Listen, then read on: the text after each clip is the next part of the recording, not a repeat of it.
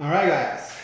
So today is Tuesday, and we have our stream out of the ordinary. We usually have them on Thursdays, but today I want to discuss with you a few things that happened, and I also want to commit some time to your questions because you guys were really good recently, giving me very good questions in under the videos that I'm posting for you. So I'm going to be replying to those.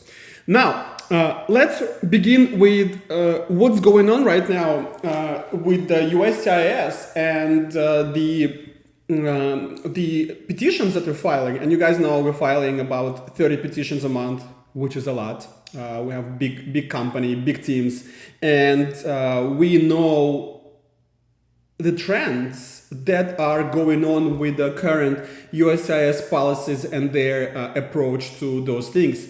And guys, things are not looking bright, okay? I've been saying this for months, that things are really not going well right now with the current petitions. It doesn't mean we don't get approvals. Of course we do. We do get approvals, and it's just getting harder and more expensive and more time consuming. And this is going to continue.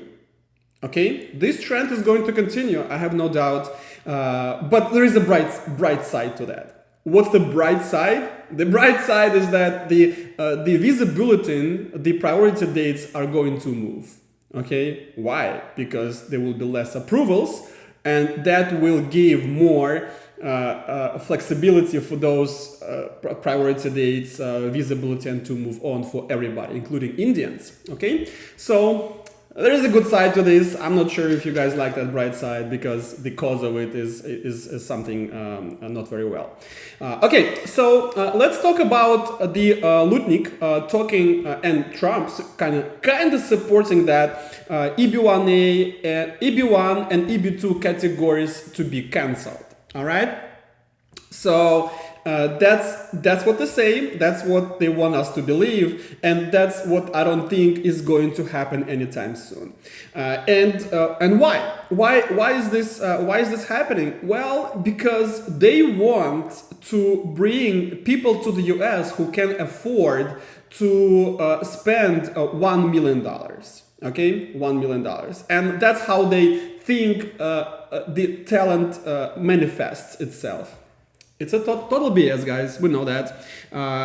Especially in countries outside of the US, the good professionals, engineers, IT, scientists, the mathematicians, and other people, they just don't make money, right? They make money in the US, but they don't make money outside just because the level of living is so much lower and the economies are so much lower and worse. So where do really good professionals, scientists, athletes, businessmen and other, where they're gonna get this money?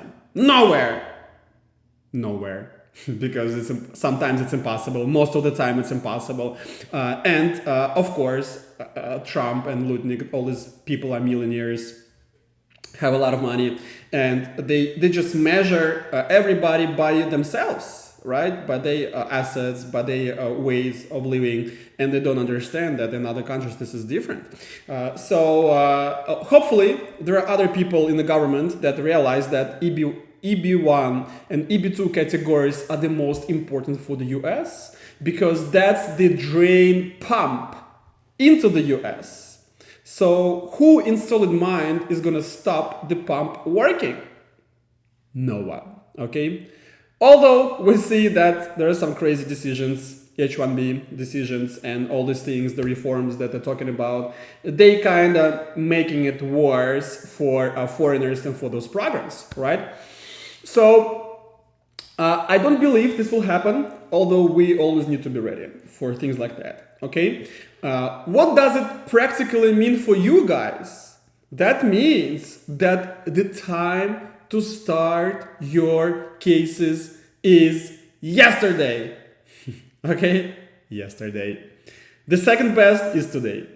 That's all we can say. That's all we can talk about. Because if you wait another 6 months, another 12 months, another 2 years, it's not going to get better. Okay, it's not gonna get better. So if you guys still contemplating about starting your case, just do it. Okay, just do it because you see what's going on. Now let's take a look what you guys got for me. I've collected 8 questions from you. Okay, 8 questions from you, and I'm gonna go one by one, reading the questions that you left below the videos and answer them. Question number 1. Can you explain how someone can obtain a US visa as a crypto trader? Really good question, guys. Really good question. So basically, the bottom line of this question, someone is a trader. Crypto, not crypto, this is secondary, right? If you are a trader, that means you understand how financial markets behave, how they act, and that's your talent, reading the financial markets, right? So the talent is not in trading, the talent is in finance, okay? So I don't have to call you a trader, even though you very well might be, but you're more a financial expert who just specializing on trading. And I have cases, I have a few EB-1As and I have O1 cases for people in trading. And like I'm telling you, I did not qualify them like that, okay? I believe I was the first attorney in the US to get approval for EB-1A for crypto experts, okay? It was about 3 years ago, a guy from Ukraine. Very hard case because it's still new industry and it was even newer back then, and there was no solid recognition and achievements in that case. They all were alternatives. So I remember I even had to prove association criterion through the Telegram group that the client was running, and it was accepted. So you gotta be original in those things, guys. You gotta be original, and that's what we do. We are very creative with your cases, finding things where you did not believe they existed. Okay, so EB-1A and O1 are the best choices for crypto traders or other, for that matter, any other traders. If you trade bonds, options, equities, the gold, silver, metals, right? It doesn't really matter. You're in the finance sector and we can get you in.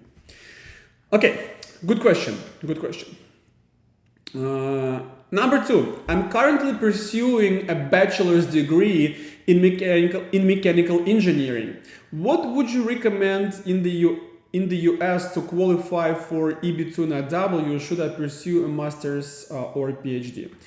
All right, guys, I see this question all the time. Okay, all the time. And I understand where you guys coming from. Basically, your beliefs are as follows. We need to get you to PhD level to get that EB-2 and W approved. And it is partially true, guys. So the PhD people who got that degree, they will get approved. You will get approved if you have PhD or you have a very high chance of approval, but it's not what this program is about. Okay? It's not about per se having master's degree or PhD or whatever degree you're getting. It's more about having higher education and having understanding how you will be applying yourself and your knowledge in the US. That's called the endeavor, right? Why PhD people are getting approved with higher chances? Because they're doing research, they're doing some academic work, and they will be continuing doing that in the US, which is an endeavor in the national interest of the United States of America. Okay, so not the PhD itself, but what's coming out of PhD, that's what matters. But you can get EB-2 and W approved with master's degree only. right? But we need to understand what's your project, what is your endeavor, what kind of problem you're resolving, and whether it's important for the US government. Okay? Let me give you an example. I got approval for the guy who I believe is from Kazakhstan, and no, he's not bored. He's a businessman. Okay, he has MBA, master's degree in business administration, and his project was importing small equipment, smaller size equipment for farmers, like smaller truck, small tractor, small this, small that, and you'd be like, Stanislav, how's that a project? How's that important to the US? How those little trucks? And it is important, guys. Why? Because to become a big farmer, you first need to start as a small farmer. And as a small farmer, to become big farmer, you need to save all the resources possible, right? And spend less and make more. So you don't need a big truck. You don't need a big tractor, which costs a lot of money. You can buy a smaller Japanese version of those things and save a lot of money doing the same type of work. Okay? So what problem we resolve? We resolve the cost efficiency for farmers, for new farmers. Is this important for the US to get more farms and them to grow? Of course it's important, right? That's why he got approved, all right? And no PhD, no science, no all those good and nice things which I want to see in a petition, but a good project, right? And of course, we helped him to brainstorm this thing. So that's what EB-2 and IW is about. Of course, degree is one of the criteria, but the project is more important. Good question though, good question. Number 3, I am on H1B with an approved I-140, okay, born in India, so my wait time is 100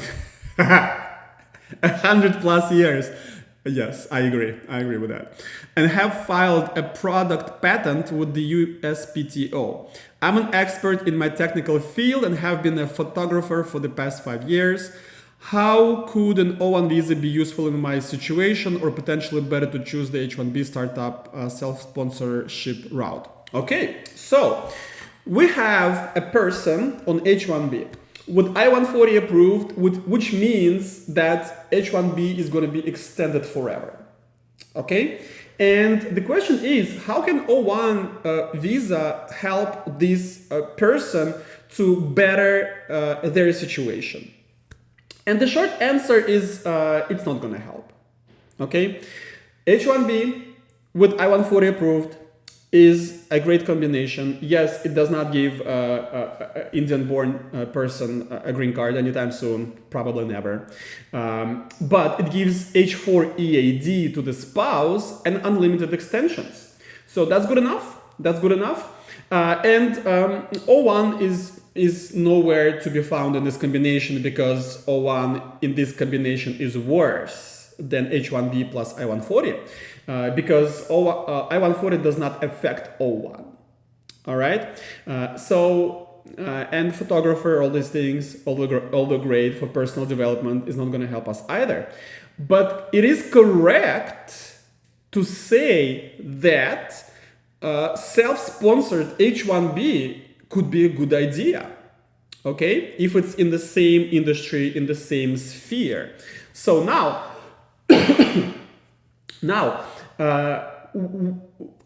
what you need to know, that person who's asking this question, what do you need to know when you think about switching to your own startup? Yeah, self-sponsored H1B. I've done those things many times. There's no problem. There's no technical problem to do this. The only problem that may happen is that for the startup companies, USCIS is willing to give H-1B for 1 year and then see what happened. In this case, it's not really an issue because we are getting H-1B extensions for 1 year. Okay, so who cares? Okay, as long as it's past 6 years of initial two approvals. Okay, so if you have a good idea for a startup, do it. We can help you to transfer your H-1B, or you can use other attorneys, no problem. But yeah, that's what you want to do to start your own thing.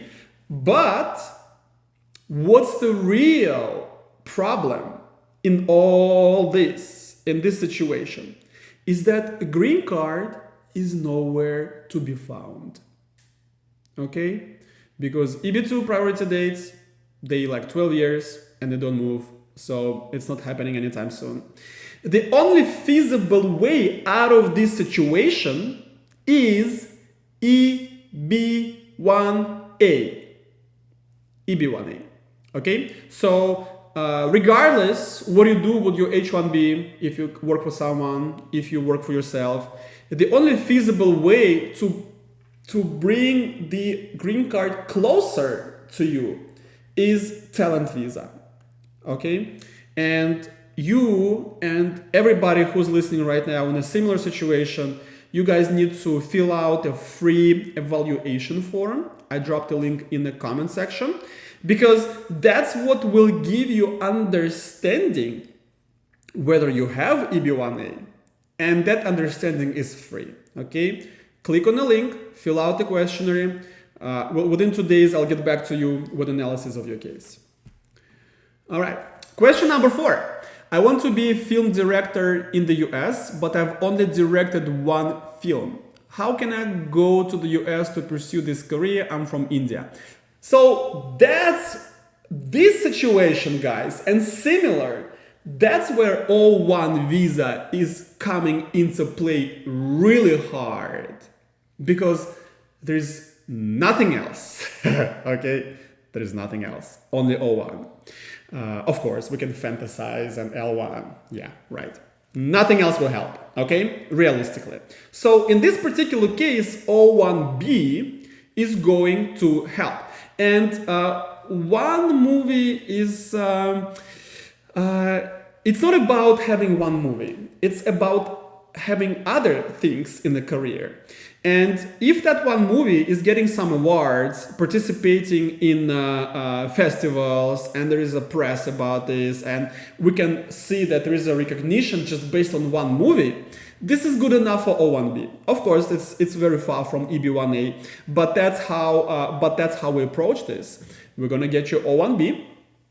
And of course, your movie could satisfy two criteria, maybe even more. The role, the event, prestigious event, if it participated in festivals and things like that. Maybe even press, they might write about this, and recommendation letters based on this movie, on this film. Okay, so in itself, one movie does not do anything, or many movies don't do anything. What really help, is that movie is recognized. All right, and similar other things, like if you are still in India and you're an IT person, you're engineer, you're architect, you may be athlete. Maybe you're in education sector and you don't have H-1B, but you have some recognition for what you do. O1 visa with a company that you own that will be your employer is the way to go. Okay, so in this example, this filmmaker opens up an LLC in the US, and we can help with that. We will need to make sure that this film is recognized, there's press about that, and we can help with that as well. 4 or 5 criteria for O1B will be enough. Filing it in 6 months, about a month, maybe a few weeks for the interview in the embassy. So if that person started the case right now, by May, June, they could be coming to the US to work. Okay, O1 is the best solution for that. And I see Viraj Mehta is saying, I have some money problem. Cannot help with the money problem. That's the one I cannot help. I'm in digital marketing. So Viraj is in the digital marketing. That's actually could be O1A or O1B Viraj. And I've have probably close to 100 cases approved for digital marketing people, EB-1A mostly, but also O1A, sometimes O1B. Okay, marketing is really weird. It's like hybrid industry. It can go to business, it can go to art. So sometimes we combine. So yes, O1A, O1B is your way to go, Viraj. As to the money thing, you know, I'm not a financial advisor.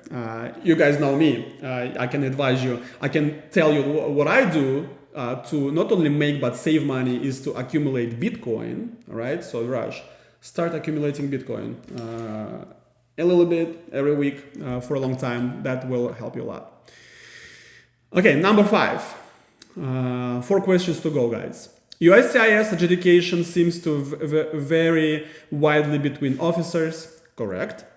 Based on your experience, do you see patterns in approvals or denials linked to specific adjudication teams or receipt numbers blocks such as IOE 09XX?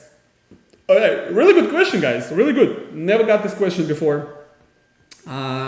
So, no, it does not vary between IOE 90 or EOS 57. No.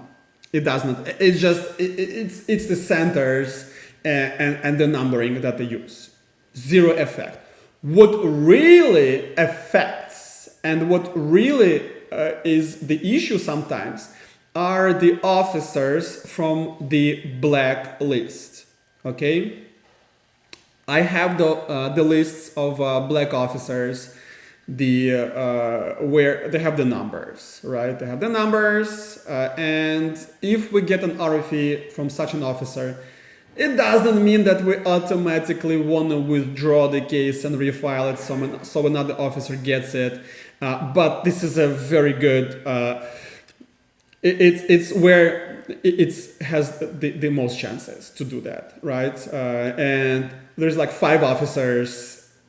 Maybe 7 that are really, really bad. You know, we have a lot of RFEs from them, noids and things like that. And before what's happening right now, they were pretty aggressive. Now they like peonies, you know, like peonies is like very tight in the beginning, but then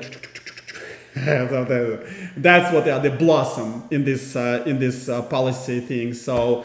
Yes, that's what I can tell. And trust me, guys, I don't know. Of course, other attorneys have some notes on that, but we've been doing these lists for years. And it's so comprehensive, it's so deep, and we use it all the time. Okay, so if you work with us, you get the benefit of knowing who is your officer. If that officer is on the bright side or on the dark side. Okay, next question, number 6. I'm a Taekwondo athlete and I want to move to the US. How can I pursue a visa for that? Well, I need to know what are your achievements. Okay, guys, I love sport cases because sport cases pretty much black and white kind of thing. What I need from you to get your EB-1A, I need a lot of awards, okay? Minimum national awards, okay? In your country, let's say you're from Korea. So I want Korean national competitions where you got the spot, first, second, third, it could be whatever. And I wanna see that you participate in a national team. Okay, so awards and national team is basically what gets you to the green card. Okay, sometimes I understand especially in the martial arts, and I have a lot of cases in that, the national team is non-existent, or it's like there's no federation, it's okay. It's a case-by-case analysis. So if you guys in sports, also do the free evaluation, okay? Free evaluation, the link is in the chat. Get that done so I could take a look, but awards and prizes are really, really important, okay? So make sure that doesn't matter Taekwondo, box, karate, Muay Thai, Jiu-Jitsu, I want to see awards. 7. What are the, and yeah, EB-1A and O1. EB-1A, O1, sometimes P1, but I don't really do P1s. Those are, I don't see a point in that, but also a possibility. Number 7. What are the eligibility requirements for content creators applying under O1B visa category? Same. Same. Nothing different. Same 6 criteria. Participating in events, playing critical roles, press, commercial success, critical reviews, and the recommendation letters. Okay? Same 6 criteria, no more, no less. I've got quite a few O1Bs for content creators. Again, I need to see what your achievements are. So I want your content to be used by some good companies, or you have a brand that you work for, and you participate in different industry events on a national scale or international. You have people who will recommend you and things like that. So yes, it doesn't really change from anything else. And number 8, guys, the last question. We are seeing many RFEs being issued for EB-1A cases. Why is this happening, and how do you manage these directional challenges for, and how do you manage these discretionary challenges for your clients? How do clients feel confident that their cases are handled effectively? Really good question, guys. Really good question. It sounds like a question from an attorney. I'm telling you guys, this is another attorney asked this question. No problem. This is a good question because I'll give the concept what we do, and trust me, I was the first one to tell you back in July, guys, the shit is about to hit the fan. Okay, and I'm sorry for my French. And it did, because we file about 30 cases a month. So we see the trend change immediately. Okay, so I saw that in July something happened. And starting July, those things, the petitions, EB-1A, EB-2 O1s, they just got more RFEs and noise. And trust me, guys, we're getting less than anybody else because we're still getting approvals. Okay, I don't see nobody else getting approvals for EB-1As, with rare exceptions. Okay, all attorneys on the Facebook groups, in messengers, which I'm part of, everybody's complaining that, oh my God, we're just getting noise. And we're getting RFEs and approvals. Okay, so do your math, right? That means that we have a better petitions. So what we do to fight that, we make cases stronger. Guys, that's the only answer to this change. Why is this happening? This happening because they want to first downgrade the, they want to make a lower, they want the visibility bulletin to move. Okay, that's what they basically want. And they want the best people in the US. That's what Trump says. We need the best. Okay, so they are approving only best petitions. What does it mean practically for you? More time spent on your petitions and more money. Guys, you can watch my predictions at the end of 2024 about 2025. In the beginning of 2025, I was saying the same thing. Your petitions are gonna take longer and more expensive. they will be more expensive. Why? Because now you have to make them stronger. To make them stronger, you gotta spend more money, okay? And this is going to continue, okay? So if right now you think it's hard and expensive, wait for it, okay? It's gonna be harder and even more expensive. So you guys cannot find an excuse in the current situation saying, I'm gonna wait out the storm. Guys, this is category 1 hurricane going to category 5 within next 3 years. So if you wanna wait, you're gonna get smashed with all what's happening right now, okay? If you don't start your cases right now, don't tell me that Stanislav, don't complain in a year, in 6 months, Stanislav, it's impossible to get those approvals for the cases, because you've been warned, okay? Things don't look bright. The best time was yesterday, the next best time is today, okay? That's it, and that's gonna be forever, starting now and on. And if Vance becomes the next president, this is gonna continue for the next 7 years, okay? Worse and worse. Okay, let me see if I answered that question. So yes, we just make the petition stronger. That's all what we do. And of course, on a technical side, the way we approach this, I'm not gonna give you the secrets, but trust me, we addressed that. Yesterday, I revised a big chunk of PR agency's work, and I removed half of what's been used before because it doesn't work anymore. Again, it's going to be more expensive. That's it. Okay, let's see. Wobbleaf. Can you explain the 6 criteria from the perspective of someone who is a film composer? For a film composer,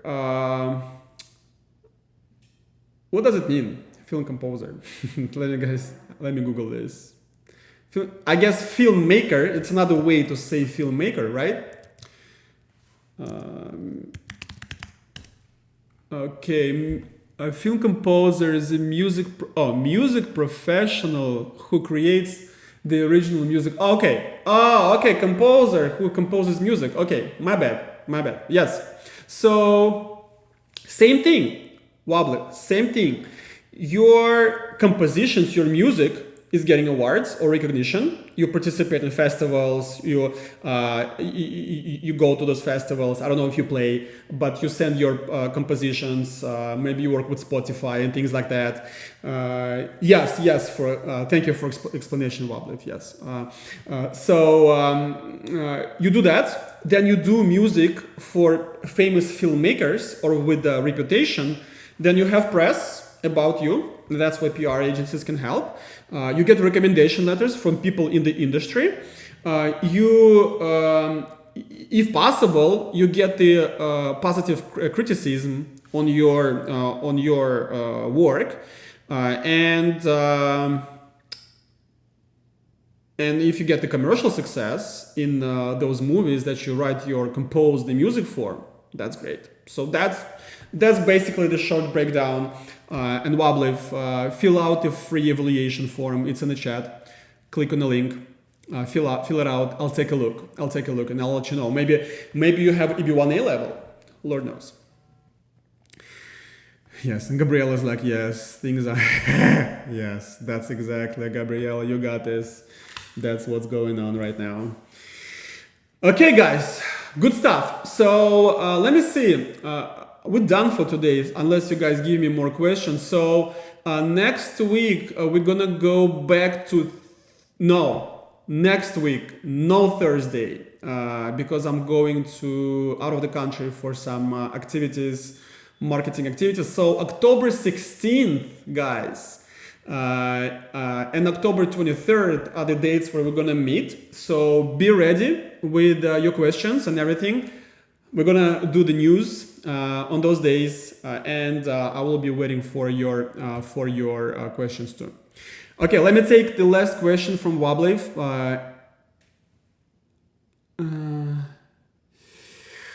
Okay, I've heard you can get E2 visa investment by buying a business for 100,000 and running it. Is it that simple? Just buy the business. Yes, if you're from the country that has E2 treaty, yes, you can spend $100,000 buying a business or opening a startup, prove the origin of the funds, how you made that money, and that's good enough.